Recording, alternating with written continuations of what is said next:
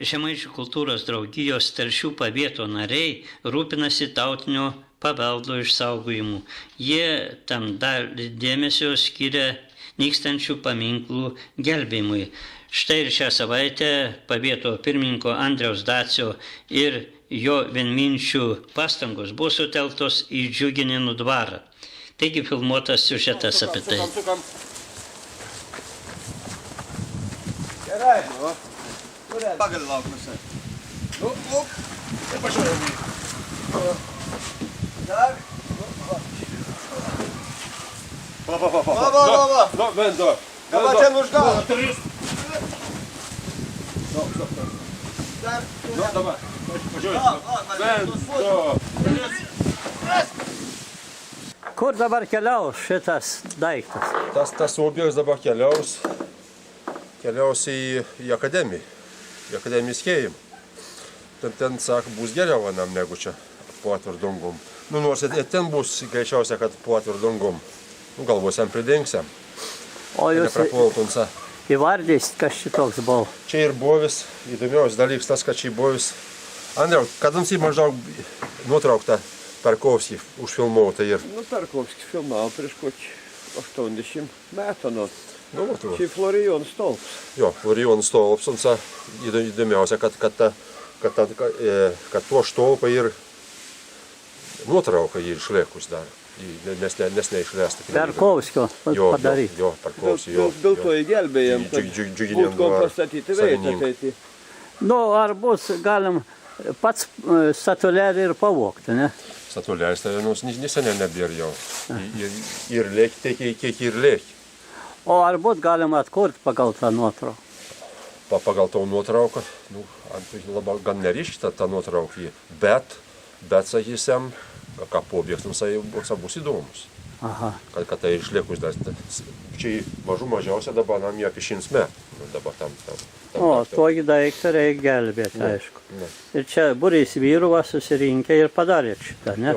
Andriau, tai dar biški iš tos istorijos. Džiuginėnų dvaro. Jau paskutinius metus tas stolpas būtų gyvenis. Ir jeigu šitą nebūtumėm parodė iniciatyvus, o čia labai gražiai Kadailis akademijai apsijėmė ir parsivežti, ir paskui panaudoti restauraujant apmatavimus, nes iš ano jau niekai nebėjo, uns tik kaip eksponats muziejinis. Ir uns būtų malks pateikti. Uns po biškį dūlė, ir uns šį metą buvo nam paskutinę metą. Ir dabar išnaudojom tokį gražį pagadą.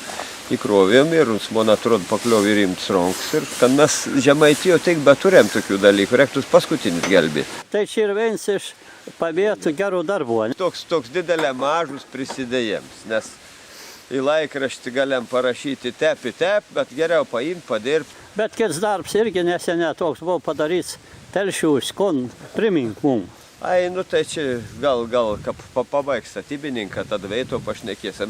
Ir ras gabalėlis tokių senų mūrinių fragmentų ir po nedidelių ginčių pavyko labai protingą rasti sprendimą, išsaugos, nepaslėps po šiuolaikiniu betonu. Ir tas turėtų būti ateityje įdomi, nes mes kartais investuojam didelius pinigus į paminklą, bet mes nemokam pasidžiaugti tas išlikusias tikras paminklas. Bet tas geroj posvis dalykas. Bet šitą irgi buvo su manims ir iniciatyva, ne?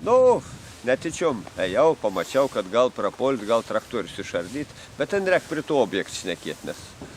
O apie Džiuginėnus mes galim padaryti atskirą reportažą, šiton dvarą dabar reikia parodyti, po biškį atsigaus, man atrodo, ir viskas bus gerai. Ir dar vienas momentas atsimenu, ten įdusiai sukont irgi gražus dalyks yra, ne? Aha, ten atsirado toks akmenėlis žemaitiškas, bet čia aš siūlyčiau iš kožno objektą daryti po kožno tokį mažą Augustino Jonušų laidą, katros irgi labai istoriškai vertingas. O, mane pagyrė, klausyk. Andriau, tai ką, tu sakai šitiem vyram, kurie šiandien čia pagelbėjo, čia, ne? Didelis dėko, nes tai vyra... Ačiū neatsipirksim. Tas įbaisė daug. Po 2 kleckus reikėtų pastatyti, bet čia turėtų atvažiuoti ponį Varnaitį iš kultūros vertybių departamentą ir pastatyti mums gerus peitus. Ponį Varnaitį kleckų neatveš.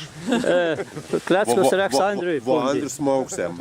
Andriau, dar prie to Džiuga kalną.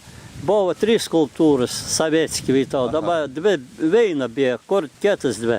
Ir labai pasirinkti žmogų šitą ir anos bus restauruotas, įgražintas į veidą. Jeigu tamsta pasisuksi su kamera į kairį, tas žmogus tau tamsta už nugarą.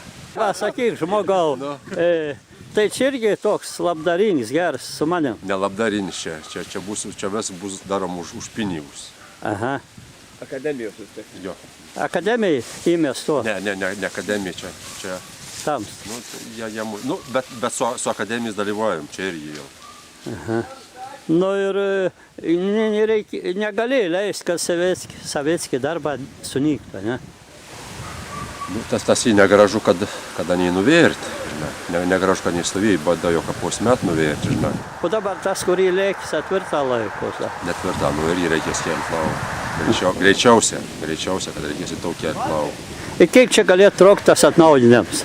Bijau pasakyti dabar, dar viskas, dar tebė sprendama, tokių įdų pamastymų dar tam to stadijų viskas tebė dar.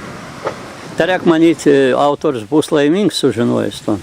Autorius bet kokiu atveju jis išloš šiaušių, nes bus atsistos.